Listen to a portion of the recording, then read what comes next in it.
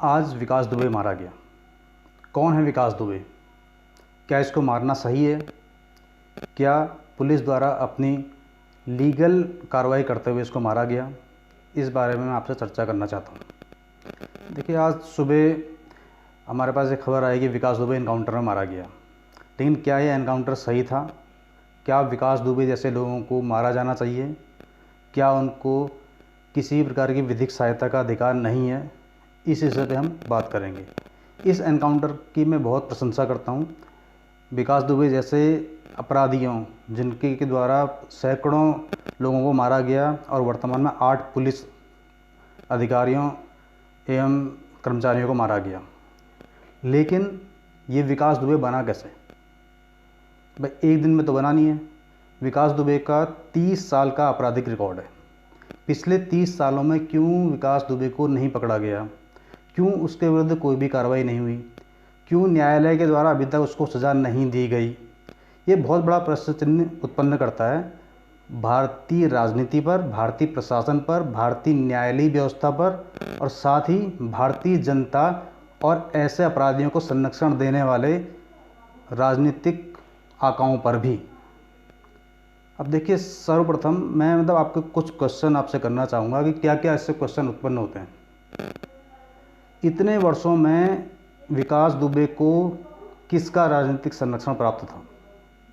बिना राजनीतिक संरक्षण के या बिना प्रशासनिक संरक्षण के 30 साल तक एक आदमी इतना बड़ा अपराध नहीं कर सकता। इतने सालों तक लगातार वो अपराध करे जा रहा है। 50 से 60 अपराध उसके हो चुके हैं आज की डेट में, जो कि ऑफिशियल है, यानी कि जिनका कि रिकॉर्ड पुलिस के पास है। इसके अतिरिक्त कई ऐसे अपराध होंगे कि जिनका कि किसी ने रिपोर्ट ही नहीं करी होगी। तो ऐसा गिना जाए तो सैकड़ों अपराध उस पर अभी दर्ज हैं, लेकिन अभी तक कोई कार्रवाई नहीं हुई। आज हम बहुत खुश हैं कि भाई उसका अंत हुआ, और अंत होना भी चाहिए ऐसे लोगों का, क्योंकि ये समाज के लिए नासूर हैं। इन लोगों की वजह से आम आदमी समाज में रहने में भय उत्पन्न करता है। लेकिन विकास दुबे के लिए क्या केवल विकास दुबे जिम्मेदार है, या हमारी राजनीतिक व्यवस्था जिम्मेदार है, या हमारी प्रशासनिक व्यवस्था जिम्मेदार है? इस विषय पर गंभीर चिंतन करने की आवश्यकता है। हम सर्वप्रथम विकास दुबे प्रकरण में पुलिस द्वारा की गई कार्रवाई के बारे में बात करना चाहते हैं। भाई, पुलिस द्वारा उसको मारा गया। बहुत बहुत बधाई हो उत्तर प्रदेश पुलिस को, वहाँ की जनता को, कि एक ऐसा अपराधी हमारे समाज से चला गया। लेकिन इतने वर्षों तक पुलिस ने क्या किया?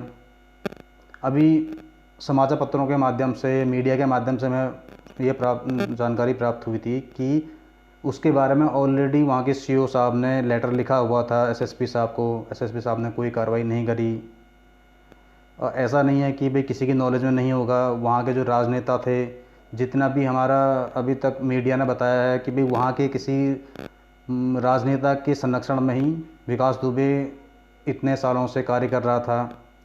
उनके विरुद्ध अभी तक क्या कार्रवाई हुई?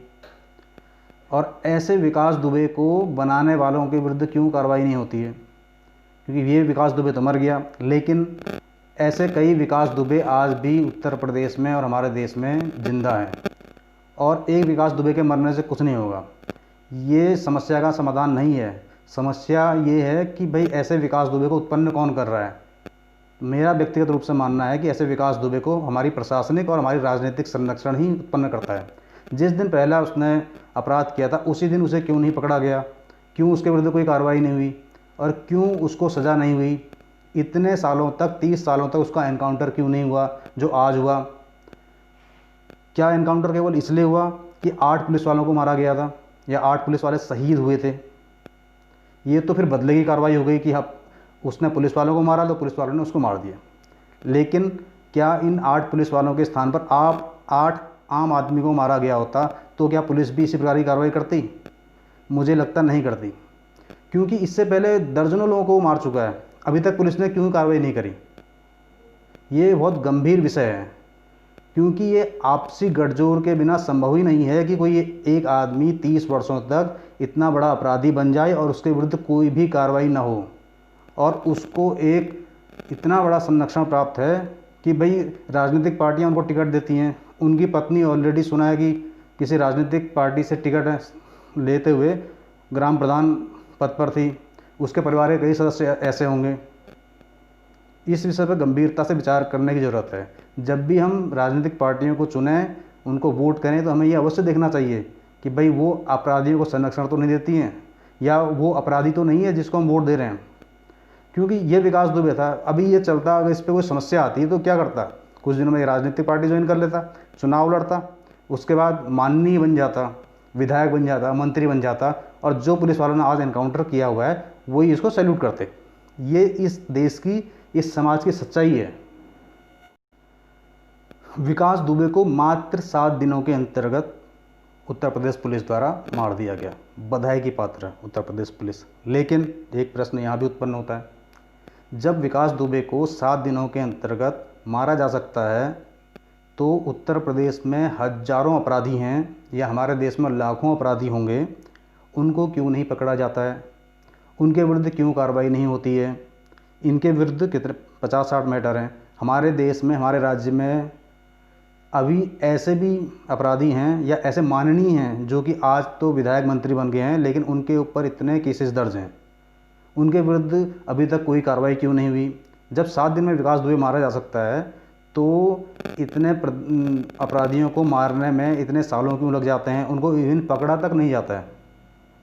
आखिर पुलिस का दोहरा रवैया क्यों है? पुलिस को भी इस विषय में सोचना चाहिए। दोस्तों, जैसा कि आप देख रहे हैं, ये उत्तर प्रदेश पुलिस की वेबसाइट है। इस पर हमने उत्तर प्रदेश के मोस्ट वांटेड क्रिमिनल की लिस्ट निकाल रखी है।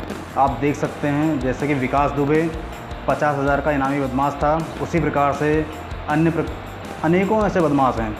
अब हम यहाँ से देखते हैं, देखिए मोनू गुज्जर है, ये मेरठ का है, 50,000 का इनामी बदमाश है। विनोद कुमार है, ये बुलंदशहर का 50,000 का इनामी बदमाश है।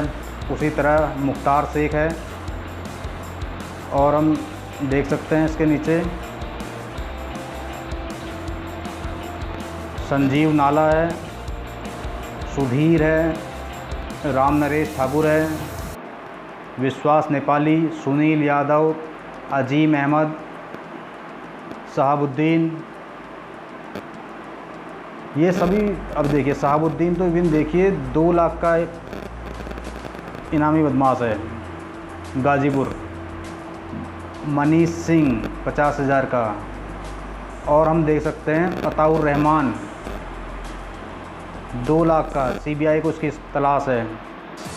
क्या ये समाज में नहीं, आए दिन इनकी खबरें हम कभी कभी देखते हैं भाई, न्यूज़पेपर में आती है, टीवी में आती हैं। जब एक मीडिया का पत्रकार इनके पास जा सकता है, तो हमारी पुलिस क्यों नहीं जा पाती है? और भी आपको मैं दिखाता हूँ, बहारुद्दीन, सिद्दीकी, पिंटू, आफ्ताब आलम,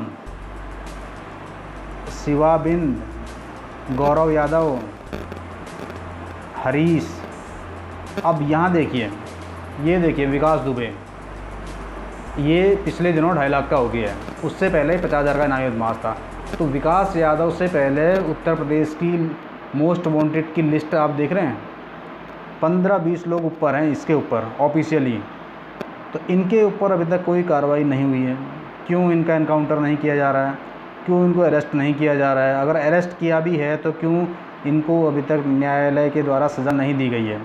ये गंभीर विषय है। इसी प्रकार की अन्य वेबसाइट पे हम भारत सरकार की देख सकते हैं, या अन्य राज्यों की वेबसाइट पर भी हम देख सकते हैं कि जो मोस्ट वांटेड क्रिमिनल हैं उनको प्रचारित किया जाता है, लेकिन उनके विरुद्ध कोई भी कार्रवाई जनता को नहीं दिखती है।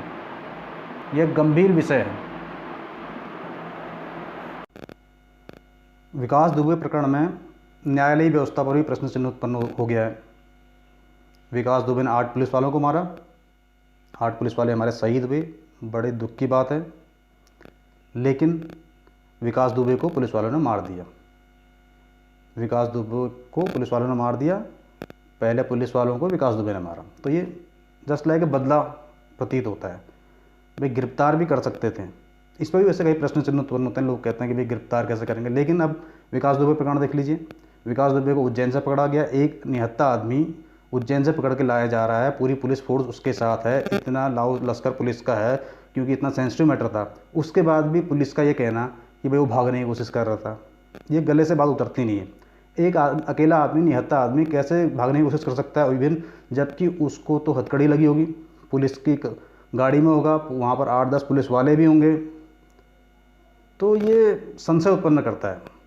मैं ये नहीं कह रहा हूँ कि उसको मारना गलत था, मैं तो बहुत प्रसन्न हूँ और मैं इस बात का व्यक्तिगत रूप से बहुत बड़ा समर्थक हूँ कि ऐसे अपराधियों का अंत यही होना चाहिए। लेकिन पुलिस वालों को ये कार्य निरंतर करते रहना चाहिए। आज भी उत्तर प्रदेश में देख लीजिए या पूरे देश में देख लीजिए, इतने सैकड़ों या हजारों अपराधी आपको मिल जाएंगे जिन पर सैकड़ों केस लगे हुए हैं, लेकिन उन पर कार्रवाई क्यों नहीं हो रही है? जबकि कार्रवाई होनी चाहिए। समाज को भयमुक्त बनाना पुलिस का कार्य है। साथ ही अपराधियों को उनकी असली जगह या तो जेल या ऊपर पहुंचाना भी पुलिस का ही दायित्व है, और उनको न्यायालय तक पहुंचाना और तत्काल सज़ा दिलवाना भी पुलिस का कार्य है। अगर विधिक दृष्टिकोण से देखा जाए तो एक मैं एग्जांपल देना चाहूँगा अजमल कसाब का।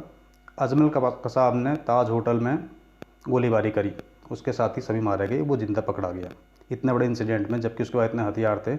हमारी पुलिस फोर्सेज ने उसको पकड़ लिया, जिंदा पकड़ा और उसे कई साल तक जेल में रखा और उसको विधिक सहायता मिली, यानी कि उसको अपना कहने का अवसर मिला, उस पर जो न्यायालयी कार्रवाई होती है वो सारी की गई। लेकिन विकास दुबे प्रकरण में ऐसा क्यों नहीं हुआ? उसको क्यों नहीं रखा गया? और अगर उसको नहीं रखा गया तो अजमल कसाब को क्यों रखा गया? भाई उसको भी पहले दिन ही मार देते, जिस दिन पकड़ा था उस दिन भी एनकाउंटर कर देते उसको क्यों नहीं करा गया? क्योंकि पुलिस का कहना है कि उस समय सूचनाएं प्राप्त होती हैं। तो क्या विकास दुबे से सूचनाएं प्राप्त नहीं होती थी?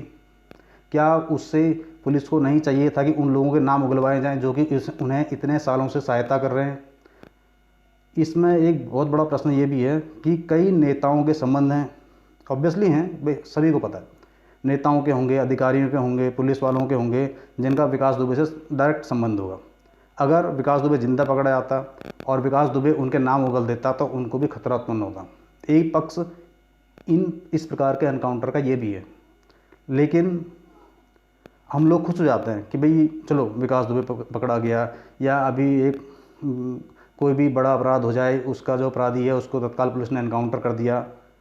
लेकिन इस प्रकरण में ये अवश्य होना चाहिए था कि उसके से पूरी सूचनाएं प्राप्त होनी चाहिए थी, उन लोगों का नकाब उतरना चाहिए था जो कि इतने सालों से सहयोग कर रहे हैं और ऐसे अपराधियों को संरक्षण दे रहे हैं और आम जनता के साथ धोखा कर रहे हैं। जनता का वोट लेते हैं, जनता को के ऊपर शासन करते हैं और जनता को ही दबाते भी हैं। मैं पुनः उत्तर प्रदेश सरकार की प्रशंसा करता हूं कि उनने इस प्रकरण में इतनी त्वरित कार्रवाई करी और ऐसे अपराधियों को का समूल नाश कर दिया, जिनका की जो असली जगह उनकी थी वो होनी चाहिए। क्योंकि अपराधी की जगह समाज में नहीं है, अपराधी की जगह ऊपर ही है। व्यक्तिगत रूप से ये मेरा दृष्टिकोण है। लेकिन और लोगों को भी जल्दी जल्दी कार्रवाई करी जाए, जो इसके संरक्षक हैं, जो इनको सहयोग करते हैं, ऐसे लोगों को भी नकाब पुलिस के द्वारा उतारना चाहिए। वो चाहे किसी पद पर बैठे हों, चाहे राजनेता हों, चाहे प्रशासनिक अधिकारी हों, चाहे पुलिस अधिकारी हों, उन लोगों का भी काला चिट्ठा जनता के सामने आना चाहिए। जनता की गाड़ी कमाई को जो अपने ऐशो आराम के लिए यूज़ कर रहे हैं, उनको पता चलना चाहिए कि भाई ये जनता है और जनता जो चाहेगी वैसा ही समाज में होगा। विकास दुबे प्रकरण में एक बड़ी दुखदाई बात मुझे लगती है कि अभी कुछ दिनों से मीडिया में, व्हाट्सएप पे, सोशल मीडिया पे इस प्रकार के प्रचार किए जा रहे हैं जो है जातिगत आधार पे, धर्म आधार पे, कि भाई विकास दुबे ब्राह्मण है, उसके साथ ऐसा हो गया, और अगर कोई अन्य कास्ट का होता है या अन्य जाति का है तो उसके साथ क्यों नहीं करा। ये बहुत ही निंदनीय विषय है। एक देखिए, एक अपराधी होता है, वो चाहे कोई भी धर्म जाति का हो, इसलिए ऐसे लोगों का सहयोग हमें कभी नहीं करना चाहिए कि किसी को हम धर्म के आधार पर अपना माने कि भैया हमारे धर्म का है तो वो चाहे कितना बड़ा अपराधी है तो उसके लिए हम सिंपैथी नहीं रखनी चाहिए। ऐसे लोगों का स्थान नरक है और उनको नरक ही जाना चाहिए। दोस्तों, इस विषय पर आप लोगों से सभी से अनुरोध है कि आप अपने कमेंट इस पर करें। इस विषय पर चर्चा की बहुत बड़ी आवश्यकता है, क्योंकि ये हमारा समाज है, इस समाज को हमें ही सुधारना पड़ेगा। तो इस पर आप कमेंट कीजिए, डिस्कशन कीजिए, व्यक्तिगत रूप से मुझसे बात कीजिए। मैं भी चाहता हूँ कि समाज में हर तबके में इस प्रकार की इच्छा उत्पन्न हो कि जो समाज में हो रहा है उसे होने ना दें, बल्कि हम उसको परिवर्तित करें।